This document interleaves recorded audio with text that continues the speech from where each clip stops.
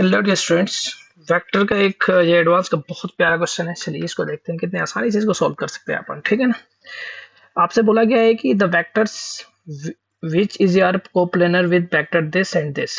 तो मैंने मान लिया कि एक कोई आर वेक्टर है जो कि एक्स आई कैप प्लस का वाई जे कैप प्लस का जेड के कैप है। ठीक है ना। और वह ये जो वेक्टर है दो वेक्टर आई प्लस जे प्लस का 2k और दूसरा वेक्टर है आई प्लस का 2j कैप प्लस का k कैप के साथ कोप्लेनर है। तो अगर ये वेक्टर और ये तीनों के तीनों कोप्लेनर है तो इन तीनों का डिटर्मिनेंट आई जे कैप कोएफिशिएंट 0 होगा। तो ये x y z और ये 1 फिर इसका j का कोएफिशिएंट 1 फिर ये 2 फिर ये 1 2 और 1। ठीक, अभी ये चीज वैल्यू 0 के बराबर होगी। ये तीनों के तीनों वेक्टर्स कोप्लेनर है। इसको सॉल्व करेंगे तो x ये बनेगा 1 माइनस का 4 माइनस का y ये बनेगा 1 माइनस का 2 प्लस का z। ठीक है ना। और ये बनेगा 2 माइनस का 1 बराबर 0। ये माइनस का 3x प्लस का y और प्लस का z बराबर 0 आ गया। इक्वेशन नंबर 1 है। ठीक है।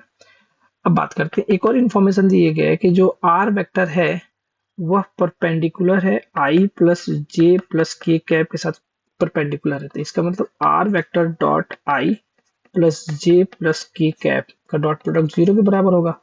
तो ये r वेक्टर को अगर आप रखोगे एक्स आई कैप प्लस वाई जे कैप प्लस का जेड के कैप और dot i plus J plus के कैप बराबर 0। ठीक है। तो इसको जब सॉल्व करोगे तो ये बनेगा x प्लस का y। ठीक है। x प्लस का y और प्लस का z बराबर 0 आ जाएगा इक्वेशन नंबर 2। ठीक है ना। 1 में से 2 इक्वेशन को सब्ट्रैक्ट कर देंगे तो यहाँ से आपके पास आएगा माइनस का 4x बराबर 0। यहाँ से x की वैल्यू आ गई 0।